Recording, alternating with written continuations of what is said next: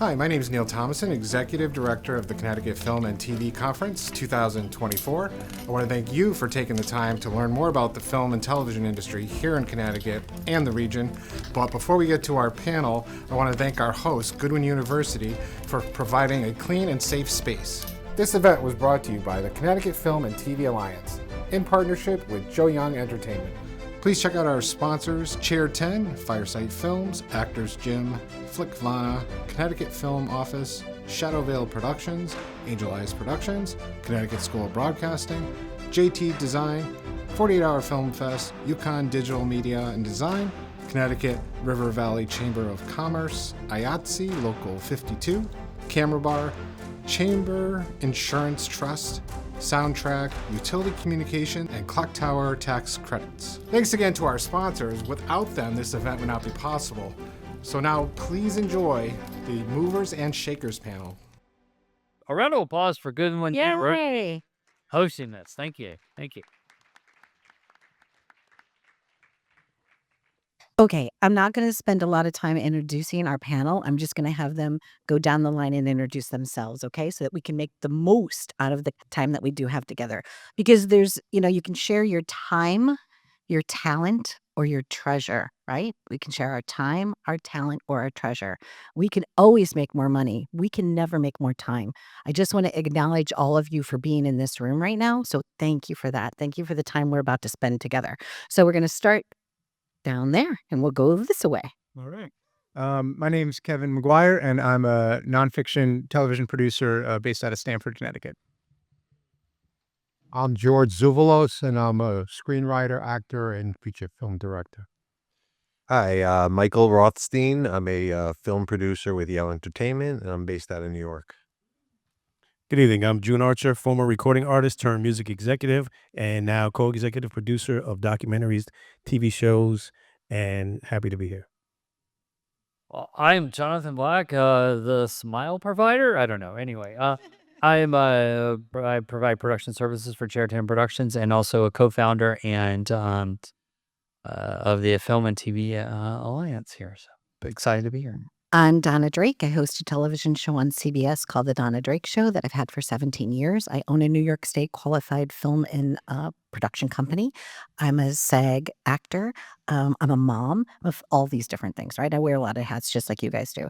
But I'm really excited because it's my intention to not just live on Long Island, but to move to Connecticut. So selfishly, the reason I wanted to be here with all of you is that I can make new friends. So please, I hope you'll welcome me with open arms, all right? And that's the truth of it. Everything that we do in our career all starts with, a concept, an idea, and then it's manifestation, right? Everybody in this room could say that they're creative. Anybody in here not creative? Raise your hand. You're not creative. Okay, go ahead. Stand up. What's your name? Jim Yonka. Do you want to be creative? No. So why are you, just out of curiosity, what brings you here? He must be an accountant. Oh, that counts? Yeah, no, that counts. That actually counts, okay? So if you're involved in the creative industries, I'm turning off my cell phone. So we're going to start. I want to bring you guys the most value. So that's why I was asking. So all of you guys are in the creative industries, right? This panel is called the Movers and the Shakers, right? So it's like shake and bake, right? These people are successful because of the fact that they don't stop moving. Right? Action, right? That's what we're going to be talking about. I would like each of one of you to think of what's called a SOAR story, which stands for, and you guys could think of one as well, SOAR, and it stands for situation, objective, action, and result. Situation, objective, action, and result. So the situation was Michael Rothstein during COVID. He was with Yale. And the situation was Ed Cohen put us together. We had a Zoom call, right? So the situation was we couldn't really meet in person at that time. Our objective was to have a conversation. The action we took was to talk on the computer. And the result was now we get to meet in person, right? So, that's a simple way, right? Okay, so if you guys can think about that in your own life too, that way when we do Q&A, you could tell us what your situation is, what your objective is, the action you're going to take, and then the result. Okay, so movers and shakers. We're going to start all the way down with you. All right. We got a chance to talk on the phone today. Yeah. Right. So let's talk about the fact that when you're working for a major production company or a production house, how that's different, a different type of situation, and what your day to day looks like for you. Sure. So a lot of nonfiction television that I work on is usually for a network. So your Discovery channels, your History channels, your things like that. And usually you're working on behalf of them. So they have the creative vision. They kind of have an idea of what they want to do. And one of the challenges that comes out of that is that can change. It can change a lot. And you can't reply and say, I think you're wrong on this one. You kind of have to say, all right, Discovery Channel, we will make that or what this will be about. So I don't know if you want me to give a specific example. Yeah, that would be good, Kevin, if you can. Just Sure. One that comes to mind is I do a lot of programming for Discovery, like Shark Week, and sharks are very hard to get to do a call sheet right and things like that. So we were doing a show that was titled "The Sharks of the West Coast," and the idea is there's going to be sharks in California, sharks in Cabo San Lucas, all the things that they were up to. And we got a call from one of our shark trackers who's based out of South Carolina, and he said, "We have a dead pilot whale 30 miles off the coast, and it's going to attract a lot of white sharks." And we're like, "Great, let's do it. Let's get people out there. Let's see if we can find it." This is kind of like a needle in the haystack situation. Um, South Carolina is not on the West Coast, and the show's called Sharks of the West Coast. So that kind of in that minute, we had to decide, this is a great opportunity. We should take it. What results do we want? We want to have the best show possible. So we had to reimagine basically what the creative of that show was. What are we talking about, and how can we change it with to accompany this new thing that we doesn't happen very often. It's nature. It's happened. So we were able to get out there, get it, and had a good show. That's great, Kevin. Did you see his SOAR? Situation, objective, action, and results. So movers and shakers have to think really, they have to think on their feet. They have to be resourceful. They've got to get the job done. And sometimes no matter what is thrown at us. I also laughed because in the car ride up too, you said that when they were looking at the dailies, one of the people said that they didn't necessarily particularly care for one of those sharks. But it's not like you can just scoop Yeah, it one was shark too out of small, water. shark. Yeah, that's too small. Recast that shark. George, how about you? Share a sore story with us. Well, it's not as exciting as his, but when you're filming a lot on locations, and the things that I shoot are mostly on locations that are not in studios, what I'm meaning, and you're set to film at a certain location. It's outdoors. It's nighttime. The actor's due to come in. He's supposed to come out of Boston. The other guy's coming from Chicago, and the Chicago guy can come in. You don't have the Boston guy filming till 5 o'clock at night, 6 o'clock, and you get to the location. You scouted it. It's the perfect. It matches everything. Then it's late at night, and a Con Ed truck pulls up and starts jackhammering the street. So your sound guy's telling you, you're out of your fucking mind. Because I mean, you had me at LaGuardia Airport, and I couldn't take the plane. And the guy coming from Boston said to me, "My plane is canceled." So I booked him an Amtrak ticket last second, and I just switched the way the scenes were filmed, and I just played a little bingo. It came out of pocket a little bit because some people were overlapping on the crew, but failure was not an option. And if I needed to get to where I needed to go, we're only here one time, breathing one air under one situation, and the God favors the bold. And that's how you have to overcome. You have to have tenacity. I like that. That's awesome. These are going to be bumper stickers. So if you write them down, we're going to have a series of bumper stickers from tonight's panel. Okay. But I like that. That was great. Michael, you're up. So it was COVID, and I met this lady who was really nice. You took mine. So I don't know if it fits my background. I'm actually not originally from entertainment. I made that transition back in 2013. So the situation was that I was coming from the eyewear industry after a long career, and sold business to a big corporate company. I didn't want to stay there. And Yale Entertainment, Jordan Yale Levine, asked me about, hey, you have our kids in a film, it'd be great, get experience, you want to check out a new career, and you want a new focus. And that was my objective, to find where I wanted to be. What I didn't know was that the film ended up being, it was about someone's life, and it turned out the gentleman was into porn distribution, and he was a drug addict. And here I am, I have my 4-year-old and my baby in this movie, and I was just like, "Oh my god, I don't believe what we just did." And I looked at my wife, I was like, "What are we getting involved with?" And I was really fascinated by the world, but I was like, "I don't believe what we just did." And and the interesting was, though, with all the joking and obviously dealing with that kind of situation, obviously explaining to your kids what's going on, and no, it wasn't actually filming of porn, just to keep that straight. I wouldn't do that with my children. Um, but the experience definitely opened what's possible. And the gentleman who the story was about was actually a good person. He changed his life around because of this, and it refocused him, and takes care of his kids. He cleaned up his life, and he's still doing stuff. And it was great to see the transformation. So in my mind, the objective was to get to an industry where I'll be happy again, enjoy who I work with. Work is stress, but you should enjoy what you do. And that's the bottom line. I didn't say this is easy, but I really do like the people I've been connecting with. And Ed Cohen, who I know is part of this, introduced me to Donna way back, and it was just meeting people like that that really made the difference for me, and that's what I got out of it. So I hope that addressed what you were saying. Yes. Thank you. Awesome, Jude. So my sore moment would have started, maybe I have a few of them, but I'll start with this one. 10 years ago, I was working on the Pink Panther movie with a artist friend of mine who I was managing. And while in the studio at Sony, I met a friend of mine who just happened to be haphazardly walking around. He's asking me what I was doing. I asked him what he was doing. And he works for 50 Cent at thisis50.com as well in G Unit. And I told him I just finished coming off of a book tour, promoting my book, and I wanted to do 60-second videos of inspiration on YouTube. And he's like, "Ooh, you should try to do it on This Is 50. You should do it on the channel." I'm like, "All right, you know what? I'll do that." And I went into the studio and was doing these 60-second videos for a while, and they were coming out all right. And I started to get some traction. And one day, I happened to see Tony Yayo in the office. And I said to Tony, no one really knows how smart you are.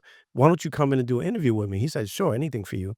And I interviewed Tony Yayo, and this is the year before the new president-elect was getting into office, and he was talking about how he was going to win. I'm like, I don't think anybody is going to believe that Donald Trump is going to win. This is the first term. And we get on the interview, and we do it, and it literally goes viral. And from there, I went in being out of 15 television hosts on the platform, I was like number 15, and I started making my way up the ranks. And I just started asking my friends who happen to be in music and television, "Do you mind if I interview you to talk about your story to inspire and motivate other people?" And as fate would have it, and luck, and as you said, hard work, and God favoring those who put the work in, we took the channel from 200,000 to over 1.3 million. And I am now the number one host and personality on This 50. So that's the I know you make barbecue sauce. Were we talking about that or no? No? Oh my gosh. Okay. I don't know. I'm just saying. In my research, somebody mentioned to me that you're known for your family barbecue sauce. I don't know. That I could start off this way. The number one thing that matters and all of us in creating crazy stories and trying to survive is family. Yeah. It's not just our immediate family, but it's also the creative family that are sitting in this room right now. So really, my story comes from the fact of COVID. And, my wife and I, Lauren, which she's sitting right there, we have a cute little daughter, and she was pregnant. And during that, we lived in Los Angeles, and both of us looked at each other and goes, we have no family. And what are we going to do? And, she had, born and raised, she grew up and graduated from Newtown High School. I said, "Why don't we just move to Connecticut?" She's like, "What? We're in Los Angeles." I'm like, "Move to Connecticut. I want trees." And so we moved our entire business here. And then I got here and I'm like, hit with a brick wall. Because everybody's like, New Jersey, New York, what's Connecticut? I'm like, our clients, they had no idea. And so I was like, okay, you know what I'm going to do? I'm going to hire a lobbyist, a former Speaker of the House, Jim Amon, and then his partner, Michael Rell. His mom was Governor Rell, Judy Rell, to sign the tax credit. And then the next thing I did is I start marketing. And this is resilient. And this is the thing that, I go politely persistent. Thousands and thousands and thousands of emails and mailers. Lauren will tell you, every quarter. I mean, thousands of phone calls, just working it. And I kept saying, guys, you got to believe in Connecticut. First thing I know, it's like we work with a company called Choice Films in Newburgh, and we brought Holly Jolly. Next thing I know, I've got Bob Yari, won an Academy Award for Crash and did Yellowstone TV series. I begged and pleaded with him. I said, you got to do this movie in Connecticut. He comes here. We do that with Malcolm McDowell. Next thing I know, we took a little vacation after that movie. We're in Walt Disney Disneyland, and I get a phone call.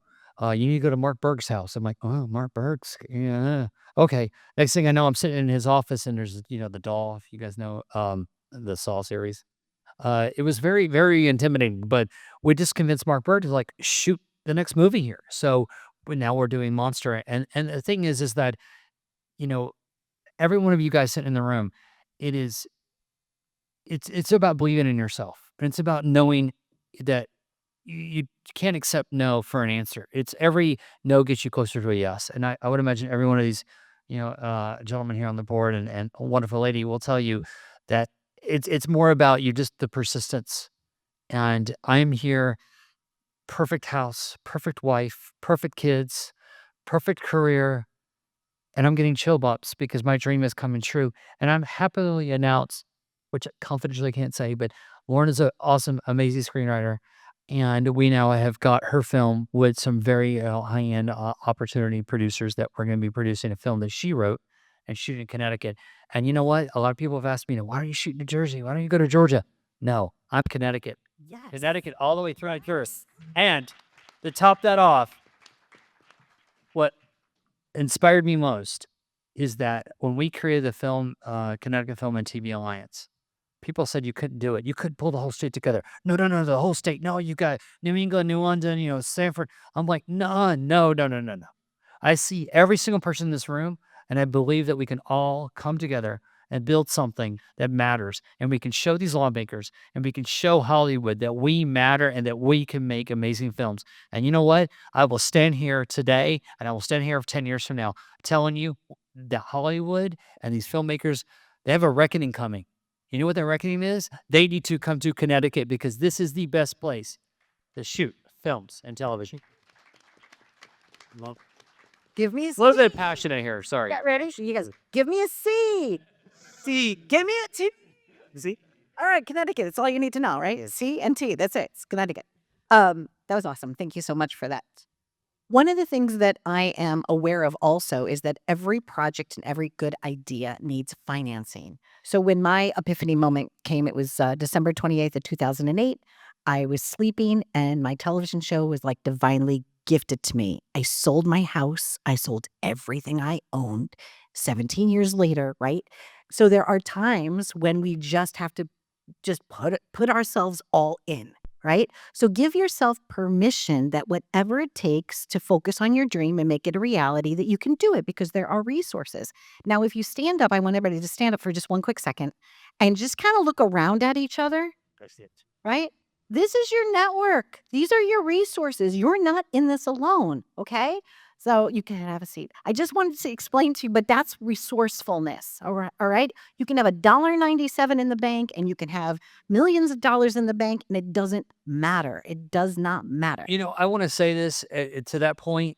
I was told 2.5 years ago that we could not do this. I was told by multiple people that they tried, that the film industry in Connecticut had died. And I said, you know what? I don't believe that. And every one of you in this room, every one of these guys sitting on this panel right now is a testament to the fact that we can make this happen. I looked on the website and I kept seeing all the mentions that were happening and this person's there and that person's there. I was like, this is great. What is one tip? Oh, we're going to start with you, Michael. We're going to start in the middle this time. Michael, what is one tip where somebody can put themselves into action in this industry? What's one step that they could do? It's nothing new. I think with anything, you just have to put yourself out there. And it's funny, I was nervous even coming to this panel because it's not my style. I'm behind the camera. And so it was very comfortable. And what's funny is my son pushed me to do this. And on Sunday, I do soccer reffing with him on the side. and we're doing some really older competitive team. And I'm new. He's like, just do it. Get out of your comfort zone. And that's all I've been hearing this weekend. So I think that's really what it comes down to, is just making yourself. You have nothing to lose. You strike out, but next time you'll do better. But I think it's that feeling that does make you better, and wanting to keep going and wanting to work with good people. I'm a Long Islander, but I'm very pro-Connecticut. Like, No, I already heard that you might be moving over. One of- Okay, well, the both of us. and we've done many films here, and I love it here. And yeah, I think that's what it is, just getting yourself out there. And I like some of the people here who just walk up saying, hey, hello. They don't know each other, but I thought it was fantastic, and that's the way it should be. And You you're know, very humble because, Yale, you do a lot of great movies. Like you've had movies in Tribeca. You're working with all these major television, film stars and things like that. And you're rocking it. You're taking like these really successful, SAG actors, and they want to maybe direct, and you're letting them direct films, and they're phenomenal. So don't let his quiet humbleness fool you. If you Google any of these people, that's why they're on the movers and shakers panel. They're very well connected, and they're doing a lot of great things. June, let's talk about that for you as well. I want to make sure I hit this on the head. So Okay. what do we? How do you? Because- Yeah, How do you get? right. Okay. I was giving your hand for a second. Advice on how they can have a career in the arts. Obviously, you're already connected in the arts, but like maybe one tip of advice or something on a way and a creative idea to get financing for something. I don't know, some nugget that they could walk away so that we gave them value. I'll say it like this. Find something that you're passionate about. And once you find that thing, you'll find magic. If you don't have anything you've fallen in love with as of yet, look around your community. There are so many people walking on these halls today that are doing something. They're a gaffer, they're a producer, they're a co-executive producer. They run the lights, they run the sound. Connect yourself to a project. Make sure you believe in that particular project and find out where you can add your value and where you can make your magic happen. And when you get a no, you said it before, keep going until you get a yes. But if you can't get a yes, just create what you want, and that will happen. I've done it plenty of times trying to reinvent myself. Someone told me it couldn't be done, so I just did it. And then it's only after the fact that people say, so tell me about what you did. It's too late. I did it without you. I don't need you anymore. That ship has sailed. Yes. No sometimes can also stands for not yet. Not yet, right? Doesn't mean no, it just means not yet. So, George. Yay, George. Yay. I have 4 kids, so I get a lot of yays at home. I think getting off the couch and actually doing it, because you don't know what your network in this industry you can find the synergies with.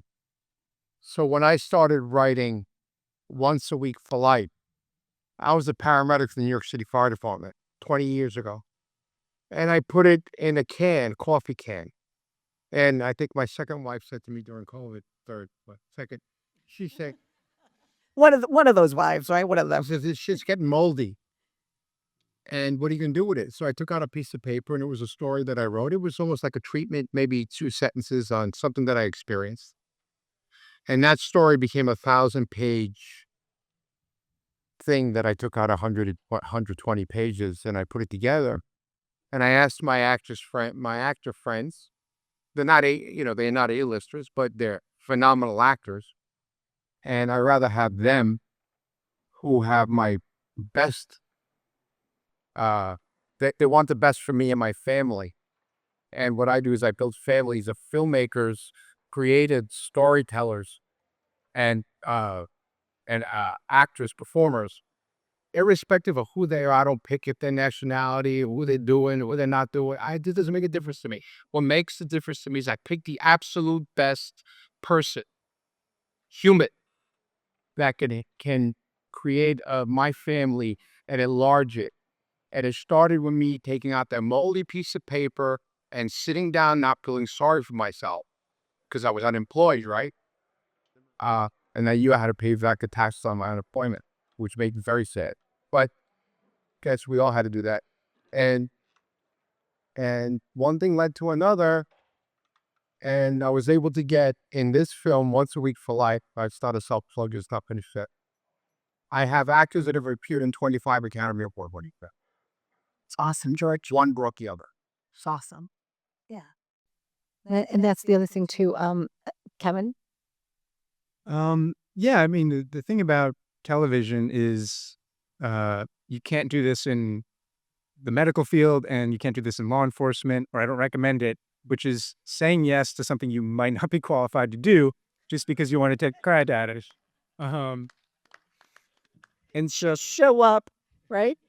Craft services, something. You could do something, right? no one's going to die if you haven't cooked craft services before, but you want to give it a shot. So the first thing that I did, coming into television was they were like, can you drive a 15-pass van around Manhattan? And I couldn't really, but I said yes, I'd give it a shot. And opportunities came from that, because when a producer's out sick and they can't do an interview, well, Kevin can drive the van, maybe he can do the interview, and you're there and you're available. And that is being there and being open to trying new things is incredibly, incredibly useful. And now when I look at people who are working, with me on a production, if they are able to, prove themselves and they're ready and willing to take on something new, I give it to them and let them take the reins, because usually they're ready and they're qualified to do it. So I'm going to bring it home and we're going to open it up to questions. Yeah, I mean, one of my mentors, Barry Osborne of The Lord of the Rings, once told me, every project is a shit show. It just matters how much shit you have to shovel. And I kind of took that to heart a little bit. And I'm like, what can I do? So I was like, well, you know what? Politely persistent. And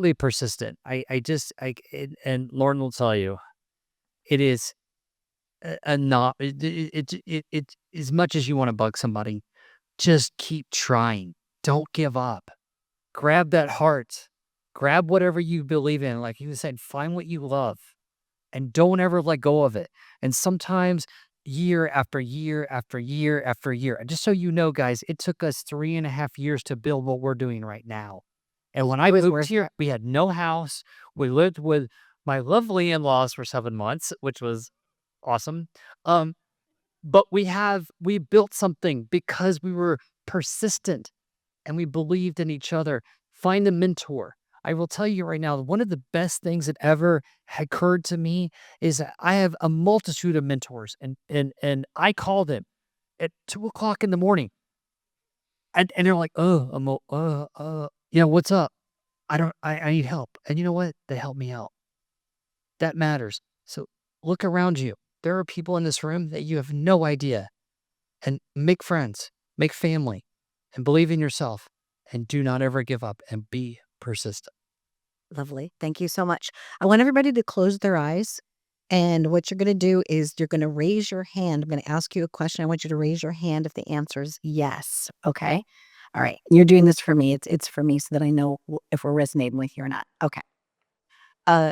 Raise your hand if you have one takeaway from the last 40 minutes of this discussion. If you learned one thing, if something hit you, okay, yep. You don't have to, don't feel obligated. Your eyes are closed. Nobody's going to judge you. Okay. So now put those hands down. Okay. Who hasn't gotten any value out of the last 40 minutes? Anybody? You could raise your hand. Okay. Understood. So we have one person that we need to make sure that we can take care of. Okay. So thank you for that. I appreciate that very much. All right, great. Because I don't want anybody to leave this room. I want you guys to leave this room and be like, that panel was incredible. We got to talk to these people, right? But this is really about you, not us. Okay. But so this is the movers and shakers panel. If you are already in the industry, if you're not in the industry, thank you again for being here. We're going to open it up to questions. There were 2 people that came up, and let's talk to you, June. Are you guys still here?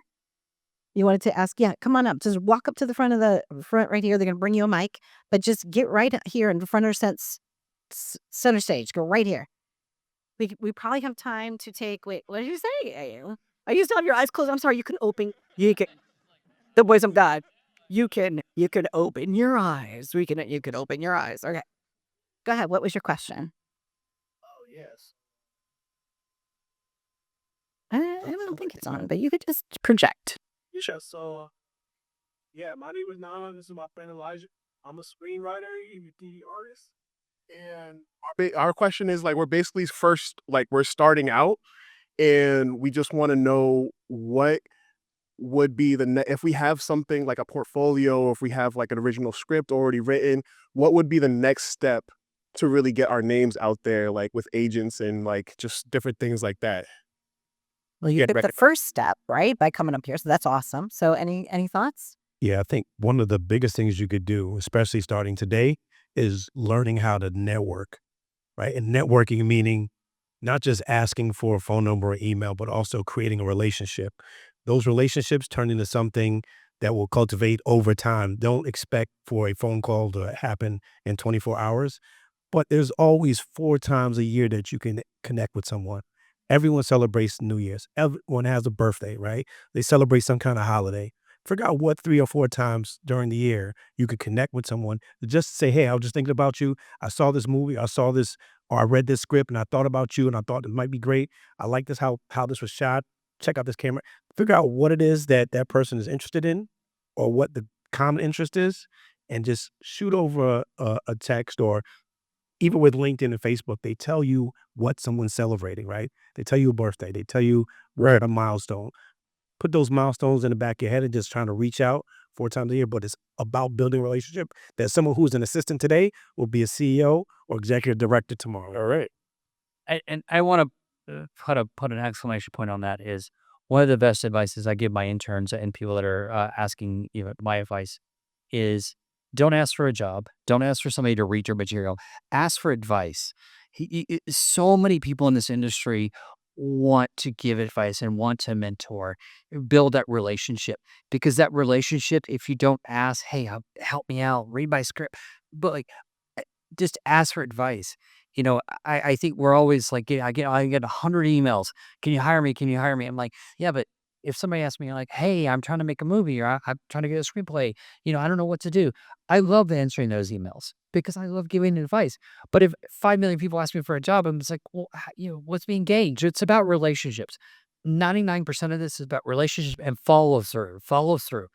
If you send an email, follow through with a birthday or holiday. Like, Thanksgiving. Like, I love Thanksgiving. We always send like a nice holiday message to all my contacts. So again, follow through, follow up, and be very persistent. Thank you so much. Next question.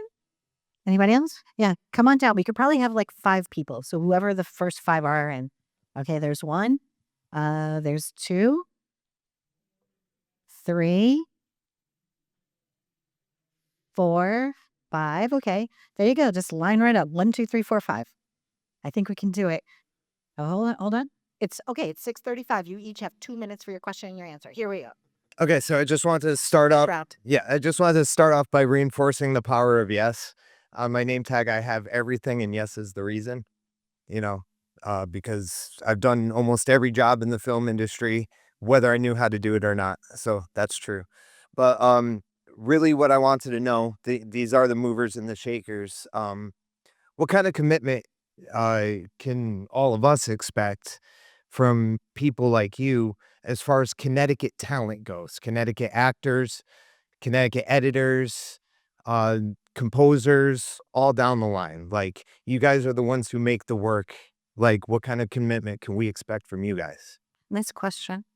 Okay. From the top, I don't know who wants to jump in, but for myself, I've been talking to Governor Lamont to tell him that he has to make this a STEAM state, not just a STEM state, because we cannot exist in this state without the A. Like, everything is from the arts, right? So we have to make this a STEAM state, because we have young people who are interested in being in the background, and this film and television thing is coming. So we have to provide the jobs and the opportunities, because if we don't, we'll be like manufacturing.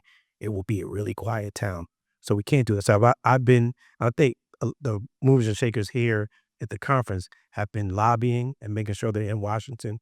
So when you hear about that happening, grab one of the t-shirts, go down to Washington, speak on behalf of Connecticut, so we can have the opportunity to make sure these film houses, these production houses are coming here. We're providing jobs and opportunities and creating the specials that are on Netflix and Tubi and Prime and all of the other platforms.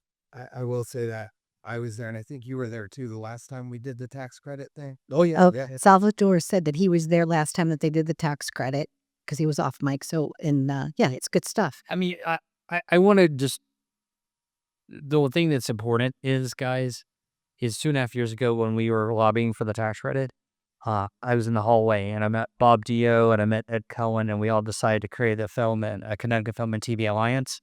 And we're now 400 strong. We are now sitting in this event because of that. And that's a commitment to every one of you sitting in this room. That is a commitment. We are now a 501c3. We finally fought for that. And now, on top of that, we have people like the governor. We have different state representatives that we're all trying to fight for this. And I can tell you right now, and I will give you my word and my commitment, that the fact that we created the alliance, we're here to support you, educate you, give you job opportunities. That's why we wanted to have the union panel. We wanted to have every opportunity for you guys to, make it in here in Connecticut. The whole hashtag "Make It Here in Connecticut." Let's make it here. And every one of these guys are looking for local talent. It's funny. I had no idea that there were like a Shark Week reality TV. Like, who would have known that? I mean, oh my gosh. I mean, there's so much talent in this the state, and every one of you in here matters. And that's what we're here today. Hi, I'd state your name also. That was us. First, the guest was Salvatore. Okay. That's Sal Greco. Thank you. Hi, I'm Russ Martin. My situation right now is that I'm here with Brendan Schwanee. We got 2 films that are coming out in the next couple of weeks, so we just want to let everybody know, keep an eye out for re-entry, starring Emily Deschanel and Sam Trammell, and Money Games, starring Chris Sidbury and Daniel Washington.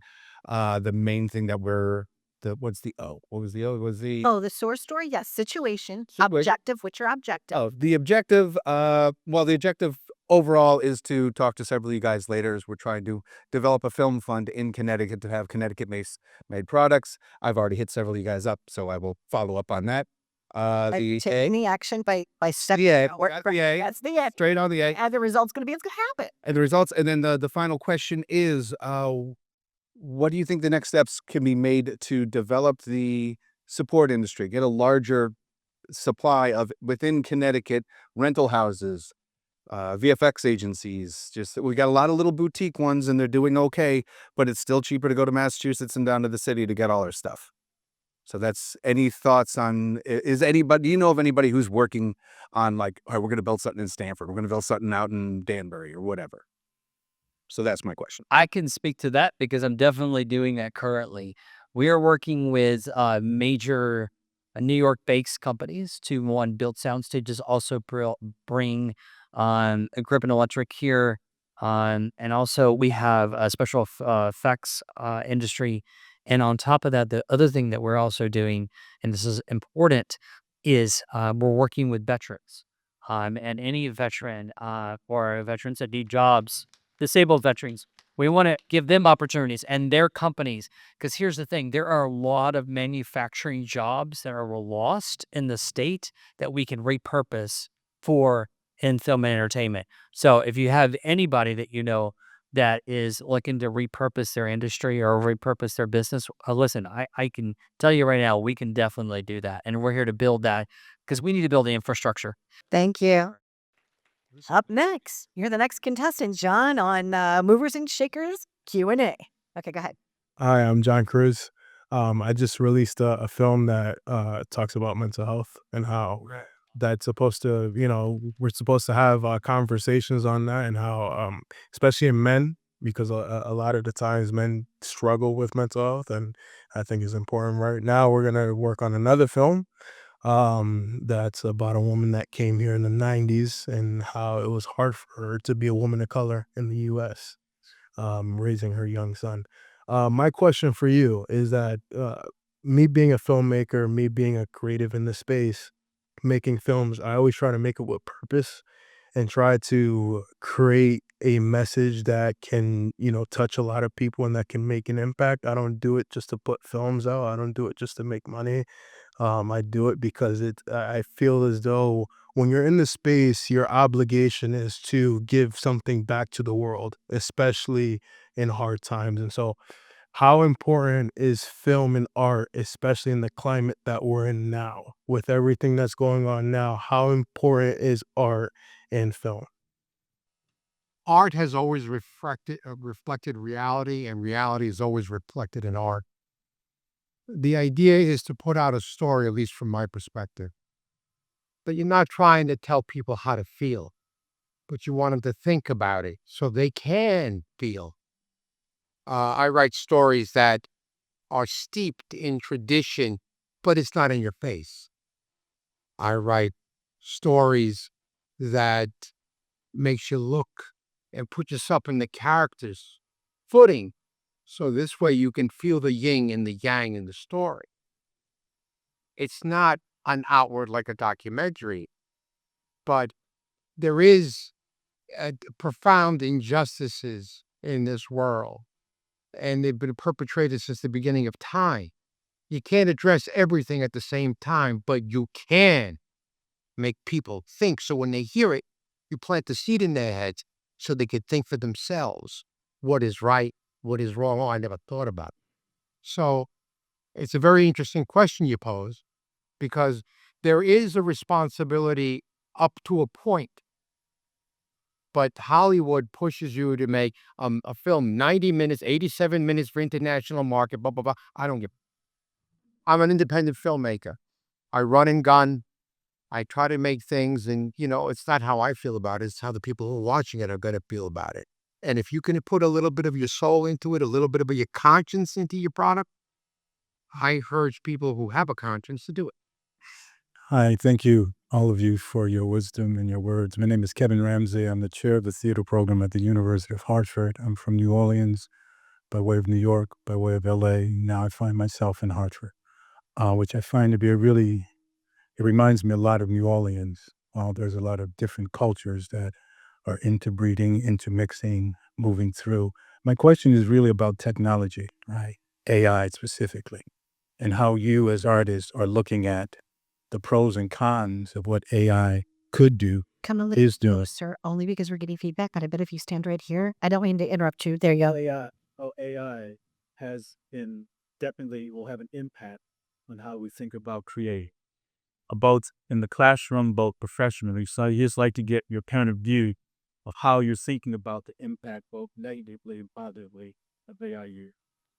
AI impact. Go ahead. I have one thing with AI. I've been talking to a organization in Los Angeles about an AI development process of streamlining production and streamlining accounting, and also streamlining a lot of the paperwork. Because I don't know if you guys know this, there's a lot of paperwork in production, lingo and everything. So for me, on my side, I really look at it from a tool to use to make it easier for the creatives to do their job. If we could take some of the heavy lifting off of some of the back end production work. I mean, from my experience, is I definitely want to protect every single thing on the creative, but I think using AI as a leverage to make it easier to produce a small indie film and to be able to process these things, and AI to research things like financing and things like that. I think that's how I see AI really helping. I don't know what you guys, but that's just kind of what I see it would be a benefit for filmmaking. I agree. I remember what court had ruled on it. I don't know whether it was the circuit court or the Court of Appeals, that AI cannot be used to copyright something. So if you create it with AI, you cannot copyright it under AI. AI is not copyrightable. Now, when it comes to the uses like you're talking about, I would like to find it useful, but my bookkeeper's a lot cheaper instead of the technology. But I cannot let a scene breathe and expect AI to give me that look, to give me that sigh, to give me what the magic of not yelling cut. AI shit in, shit out. And you can try to make it smart enough to emulate a dead actor, but it's not going to be the dead actor. Not with that actor like Hoffman. You're never going to get that. So AI as a tool, I think I still got my beeper phone number on my cell phone. It's with my beeper number. Things have exponentially changed. The technology has gotten. It's like being from the Revolutionary War and being dropped during not the 1960s in 30, 40 years. And we can only expect that to get more advanced. The idea is, as long as the unions, I'm a SAG-AFTRA actor, I'm an equities actor, Do I fear? Yeah. Are there safeguards in place? Maybe. But I still prefer to have an actor. And we're not talking about a guy who's pretending to be part of the audience of 5,000. I'll still have to hire 100 background extras or 50 to make it look like the way I want it to look. But otherwise, AI is a tool, as far as I'm concerned, to be utilized in production, pre-production, analytics, bookkeeping, statistics, just like the political campaigns use them, right? And they don't always work, right? So that's how I. Excellent. Come a little closer, a little more forward, and that might help with the feedback. Let's get Is that a little better? Okay. a little bit. So my name is Becca Brin. I am a producer and director, or aspiring. And as professional creatives, Not aspiring. Go ahead, say it again. All right. No, no, because we're here. We're here for you. You are. Tell us again, Becca. Who are you? so my name is Becca Brin. I am a director, producer, and editor. Yes. There you go. Okay. And thank you. As professional creatives, I was wondering how you, and with your experiences, how you've determined in the past the difference between a passion project and a project that will cause passion. Kevin, I see you're thinking. That's a I good saw question. smoke Yeah. coming out. Deep Go ahead. question. You go with that one.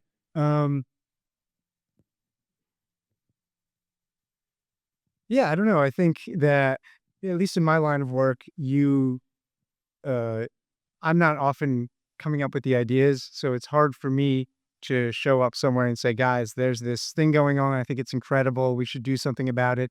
Normally the idea's kind of at least been baked before it makes it to me.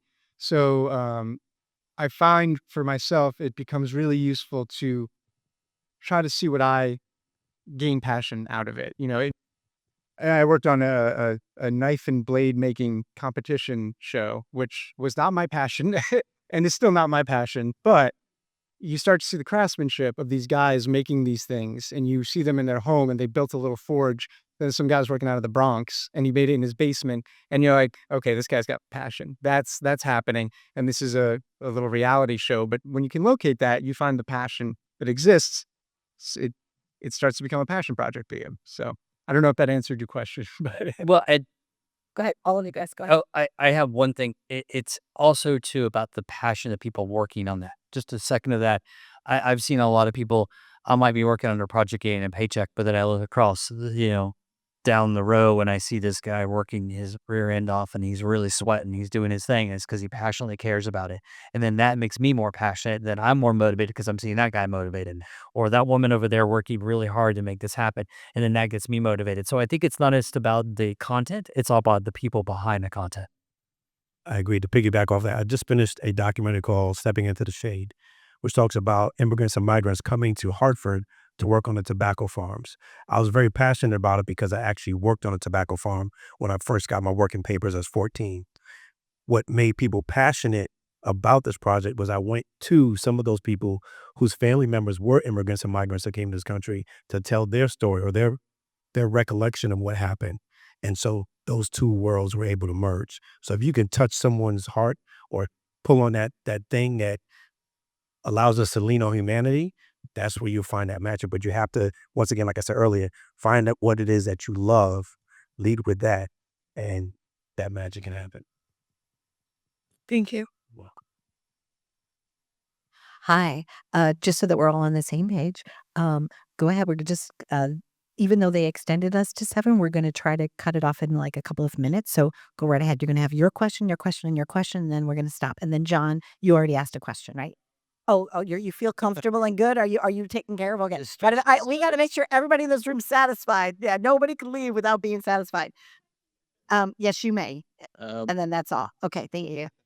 Go ahead. Hey, I'm Ethan. I'm a multimedia artist and animator. I did film and visual effects and in school, and I just want to know what the potential for visual effects and animation is for like Connecticut or just the industry, the film industry in general. It's like very hard for me to navigate my career. It's like hard. I'm going to tell you right now, I said politely persistent. If you guys know Skydance Animation East is in Stanford. I think they have around 65 or 70 employees right now. So you should be hitting those people up. and Skydance Animation East. And I know Skydance is spending a lot of money. Again, Paul, I would persist at finding someone that you can see in the industry, but knowing that that's in Connecticut and Stamford, that's important. The way to get your foot in the door too is that maybe if they're having an event, you could just volunteer to help them. That would be like one way to show up without it being too much of an obligation on either side. Oh, okay. Okay? And it does it have to be big feature films? Can it just be like what's small independent work? Tiny. Okay. I can tell you right now, my first film that I did, the very first film I did, Cabby Singer, my budget was $1,500. So, hey, you can make anything out of anything. Excellent. Thank you so much. Okay, rapid round. The last three. Okay, how's it going, guys? Hi, Ralph. I'm Ralph Celestin. I'm a movie producer. I've been making films since I was a little bit like 16 years old. Fresh off the heels of my biggest movie to date, it's a horror franchise called Beast Chain. It has an evaluation of $1 million. I have 6 different all-star cast members in the film, various different audiences. Again, social media reach is over like 105 million from each of them collectively, from Instagram, Facebook, LinkedIn, Twitter, TikTok, you name it. So my question for you guys today, and my hopes, is that by solving my problem, it'll help everybody in this room. I'm sure not everyone's gonna have a chance to be able to figure out how to actually reach out to you guys. And one experience I've had when I've been creating a lot of my films, various levels of production, is how do I find these executive producers or these studio distributors or aggregators to help get a finished piece of product that's feature length, that has all the right things to get out to the masses. So my question is IMDB Pro the best way to kind of reach some of you guys and other executives? Is LinkedIn the best way to kind of reach out to an executive or film distributor, a TV studio head, to get them to look at your product and push it out? Do you guys have personal emails or personal websites that has ways to reach out to you guys? That's for me. Appreciate it. It's all about asking. But that's my question. It's all about it's networking. You can find me on LinkedIn. You can find me on every piece of social media at June Archer, JUNEARCHER. I'm pretty sure everybody on the panel, right? We're all accessible, I think, on socials. And in this world, I would try everything. And I know people say they'll call you back. I don't say that to people. I'll say I'll try. And Donna will tell you, it'll be a couple of years later, I'll be like, I thought of you. And I do that. I do. I keep a Rolodex of people in my head because you made that contact and effort. So don't stop and try every outlet you can. It's definitely worth it. Some people are going to be full of it or whatever, but you are going to catch, and you're passionate, and that's what fires me. You got me fired up. I don't like to talk, so it's overs. Come down just a little bit closer because that'll help with the audio real quick. Okay. And also you come in and then we'll round it out. You good? Oh yeah, now it's working. Okay. Hi, my name is Max Rissman. I'm a writer director, and I moved to Connecticut fairly recently. And I have high hopes for the Connecticut film industry, and I'm just wondering what your vision for the Connecticut film industry might look like. What niche do you see Connecticut finding in the film ecosystem, and what do you hope the Connecticut film industry could look like in a best case scenario in several years down the road? I think Jonathan mapped out the next 50 years, I'm pretty sure. I think so. And Max, I think you just volunteered to run a committee, right? All right, I'm running a committee. I will say this. When I first got here, I was like, I didn't know anybody. And I was like, I'm just going to start, again, networking. And this is a result. This is a result of hard work of a ton of people. And we're going to quadruple this. And in 10 years, we're going to, listen, New Jersey, Massachusetts, New York are going to go, holy crap, what happened? We did not see it coming. Because that's how we're going to do. Thank you, Max. No, seriously, thank you so much. Hello, I'm Ivy too. I'm a model and actress with Tina Canary Management, and I'm also a host on the Community Voice channel based in Bolton. So I just wanted to know how we can go forward and advocate also for public access television, because I know they're also struggling, but they have great resources such as helping people. If you can sign up 4K cameras and HD cameras, they'll give you workshops, and you can even publish like your own television shows on the Community Voice channel. So how can we advocate and also leverage these public access networks and make sure we're taking advantage of all of the steam and not have to necessarily go to DC to do that? I can't answer that question directly, but I can give you a little bit of advice from people that I know in Queens, New York, where I'm from, how they've segued from public access to YouTube and YouTube TV and syncing up Facebook, their Instagram, and their Twitter to play at the same time, almost like they have a broadcast. They're broadcasting their content simultaneously, like if you're someone of a lot more than what you are, which is fine because you could only impress somebody once or have them turn off the tube once, but at least you give it the best shot and you get the most amount of people at the same time. Public access now with cable is still very effective, but it's a dwindling. And I'm not saying tomorrow, but you got to find ways to stream your content as fast as possible instead of relying on, I would definitely go to their training sessions. They let you use their cameras, that you speak to people that are typically smarter than you in a certain vertical market, how to use this, how to use that. You network. Remember, network is friendships, right? It's not just like, what could you do for me? It's about building relationships with people. And public relations is personal relationships. We're all simply human. We bleed red. We breathe the same air. We drink the same water. How would you feel? How do you want to be approached? And that's how you use the social media platforms to broadcast instead of looking for traditional cable public app. That's my opinion. Ivy, I can offer you something as well. So I started out on public access and it was called Indies Insider, which was a behind the scenes look at the entertainment industry, right? But what I would like for you to do is reach out to me after this. I would like for you to appear on my television show, which is broadcast in a lot of different places now on CBS. And you could be a correspondent. Would you like to do that? Absolutely. Wonderful. Done. Thank you. Thank you so much. There you go. And that's what it is. You just show up and then you network and then there you go. But I think that would be great. I would love to have you do a segment on my show on December 9th. Okay, so I think it is 7:00. Wow, look at us. We end it right on the dot. Okay, so now it's time for a group picture. Oh, it's award time. Ladies and gentlemen, boys and girls, children of all ages, there's some sort of an award brought to you by Alec. Yes? It went out there. But come on down. I'm going to bring you guys down and then you guys. I was to say, thank you, everybody. Happy journeys. Be well.